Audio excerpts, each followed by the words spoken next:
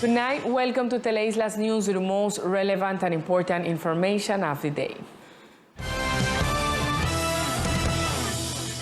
In a ceremony presided over by the governor of the department, Pilar del Carmen Brian Manuel was sworn in as the new director of the Office of Control, Circulation and Residence, OCRE. At the swearing ceremony, the new leader of the office had the presence of support of family, friends, and acquaintances. The official was unanimously elected last September 13th by the Board of Directors of the OCRE to serve for a period of 1 year.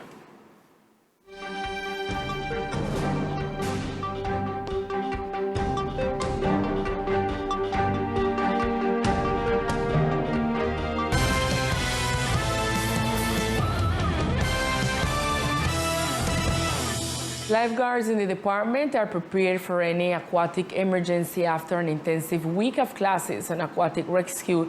During today's closing ceremony, a rescue drill and the graduation of the 2 groups that participated in this course took place.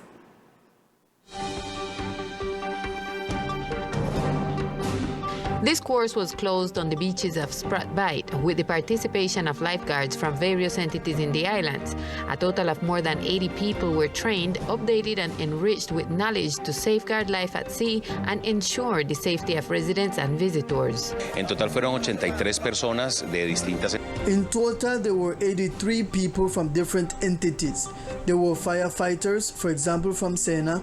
We have some from the Red Cross and lifeguards from our aquatic rescue program, and 7 lifeguards from the island of Old Providence, who are also in a similar process of seeking the Blue Flag certification and came here to get updated with us in rescue and life saving. There were 3 days which included theoretical practical separation. The closing of this course took place today on the beaches of Sprat Bight with a rescue drill and the graduation of the 2 groups participating in this course. According to the Secretary of Tourism, these trainings are also carried out with the aim of ensuring the safety of the lives of our residents and tourists, considering that the October vacation week is approaching and the island is expected to have a large number of visitors. Victor Rodriguez is the academic director of the International Medical Training Center of the city of Cali and was one of the teachers in charge of training the first responders. Rodriguez explained some details to Teleislas News. Lo que hicimos fue entrenarlos en salvamento. What we did was to train them in open water rescue, focusing on what you have, which is such a big and beautiful sea, and which has a great flow of tourists. We worked on several topics, one outside cardiopulmonary resuscitation in all components of victims drowning by immersion who go into cardiac arrest. We also talk about the trauma that these patients may have, everything that has to do with first aid at an advanced intermediate level, where we dealt with medical problems, allergies, respiratory problems. We also taught them how to control catastrophic bleeding. We want to tell the community that this is the first thing, is the starting of this great process that is led by the government, by the Secretary of Tourism, and well, we are in the upgrade, we are actualizing ourselves in the different process, procedures and techniques to help people to rescue them. Preparation, it will never be sufficient. We have to continue in this process, and well, we just hope that we can cope with all the implements that we need. We have the knowledge now, but now we need the implements to continue this service to the community and also to the tourism that come to our island. Teleislas News followed up on the event that occurred within the falling power poles near the Bolivariano School in the morning hours. The fire chief spoke about the work done in this area. In the morning hours, several power poles fell down after an electrical network caught fire and collapsed, leaving a large part of the central area of the islands without power. Un poco después de las 8 de la mañana. A little after 8 a.m., the official firefighters of the Department of San Andres received a call from the community of the Bolivariano or Slave Hill sector, where a fire was being generated on a pole. Immediately, the fire truck was dispatched with personnel on duty.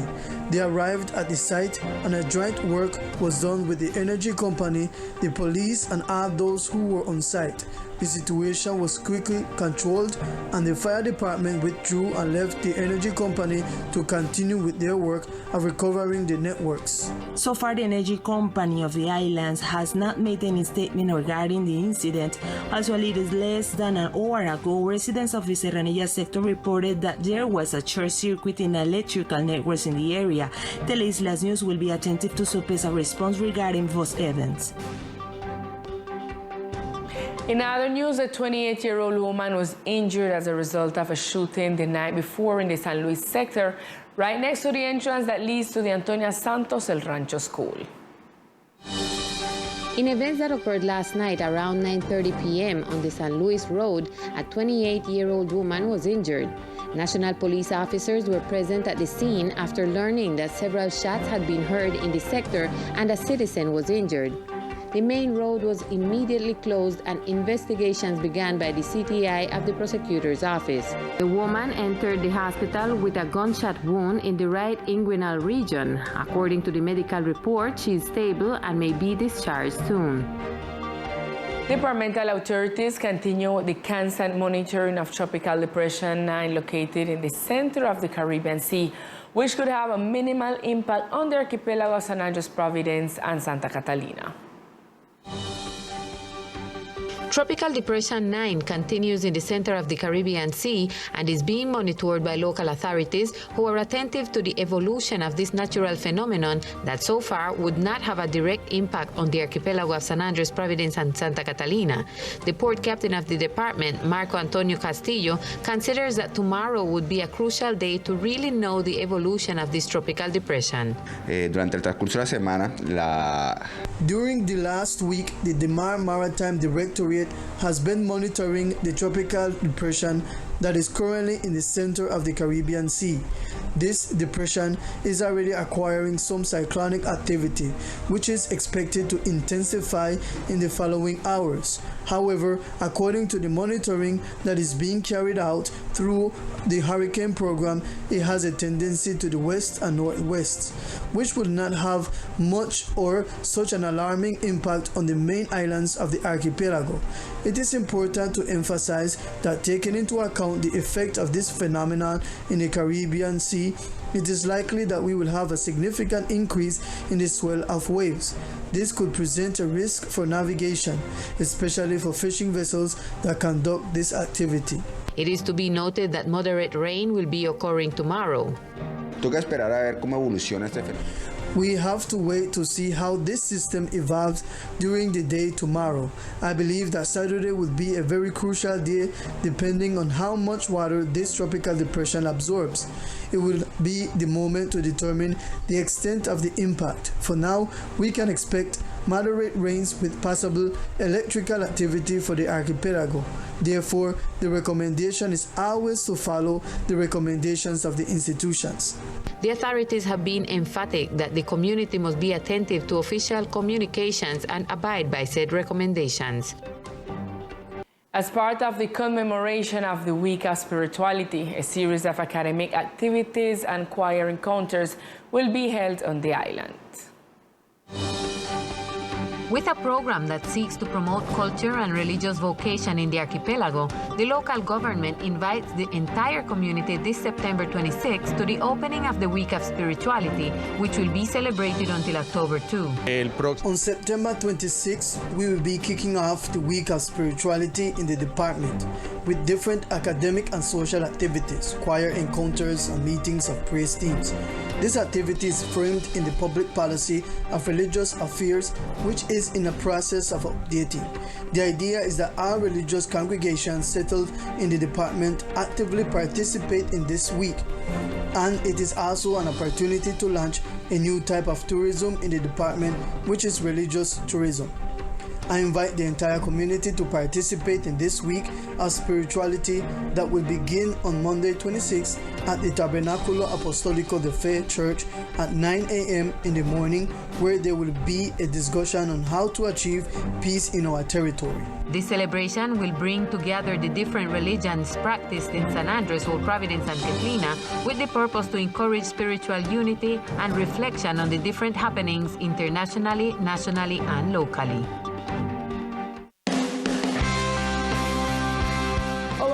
regional channel Teleislas will be part of a new proposal that seeks to exalt the country's tourist diversity through a journey that they can enjoy from their homes.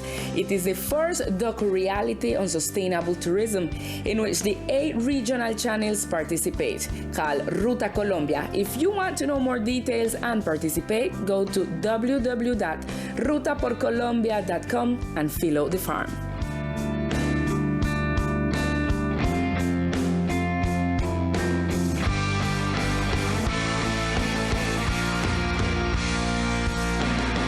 The departmental government through the Health Secretariat seeks the formation of the Citizens Oversight Body in Health for the Archipelago Department. With the purpose of forming a citizen oversight that is vigilant of the medical services provided in the Archipelago Department, the Health Secretariat will finish next week activities for the formation of the committee. The Citizen Oversight Body's purpose is to invite the community to monitor and control all health services, and the call is for this Tuesday, September 27 at 2 o'clock in the auditorium of the local government facilities. All of you can do social participation, housewives, professionals, among others, so do not be afraid to come because we're all participants. The Health Oversight Committee will be in charge of exercising preventive and subsequent monitoring of the management process, making timely recommendations to the entities that implement programs, projects, or contracts that seek to improve the efficiency of medical services on the island. Let's take a look at the weekly COVID-19 report, which according to the report remains at 0 cases in the island territory. The National Health Institute informed through its webpage the figures of cases reported throughout the current week in the country, where the archipelago of San Andres, Old Providence, and Santa Catalina remain at 10,333 reported cases, broken down as follows. Positive cases are 10,228, where 5,540 are women and 4,680 are men. Patients recovered in 10,041 cases. Patients died 155 in total for both municipalities of the archipelago. It should be clarified that to date no active case of COVID-19 has been reported in the islands. Now it's time for news of the municipality of Old Providence and Santa Catalina with Millicent O'Neill.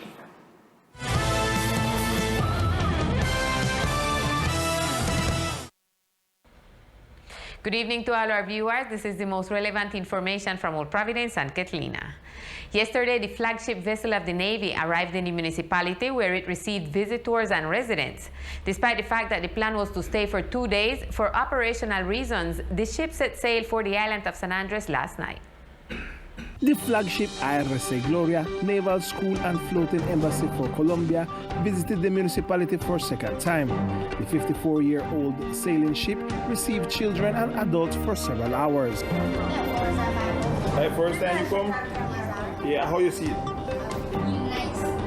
Tours on the ship and information was given about the works this vessel is doing around the world.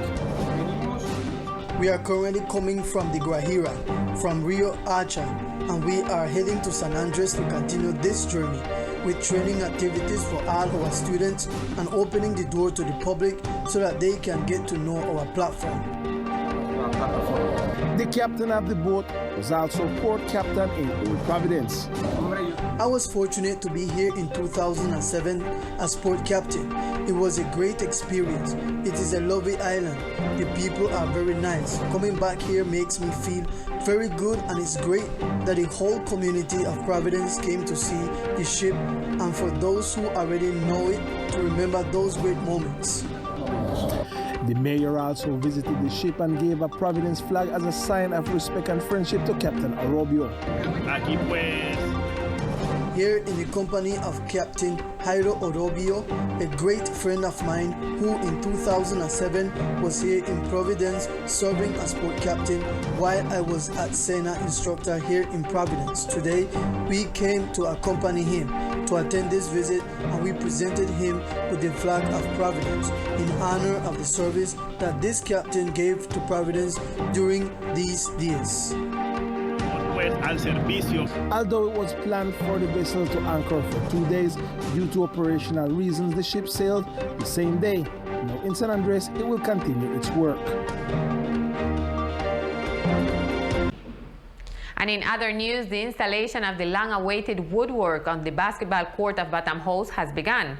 In 20 days, it will be possible to inaugurate the new court. The installation of the wood in the Batam House Basketball Coliseum is already in progress. This wood, imported from China, has a cushion system to help the athletes when they return to the floor after jumping. This wood is imported and is one of the best there is. With the high technology, it comes with a type of padding, type of cushion, which has a density that is yielding nearly yields to the steps. The wood must be fumigated every 3 months for at least 2 years to prevent termites to have access to it. The wood is new, of course. These normally comes immunized, but in this part of the world, in the tropical climate, termites advance a lot, so we are trying to protect it as much as possible. According to the technician, if the recommendations are followed, the useful life of the wood can be between 20 and 30 years. The main thing is to use the right rubber shoe that does not scratch. Also advise not to use it to put heavy furniture or much less drag it. The most important thing is not to let the wood get wet, because the wood to receive moisture, then there is nothing to do. Immediately it will be damaged. After installing the floor, the ramps will be placed around it, and then the marking will be done. This is all we have for tonight for this section of Old Providence and Catlina. Continue in San Andres with more Teleislas news. Good night. Thank you, Millie. With news of the municipality, we reached to the end of our broadcast. We see you Sunday at 8 p.m. in Teleislas News Weekend. Good night.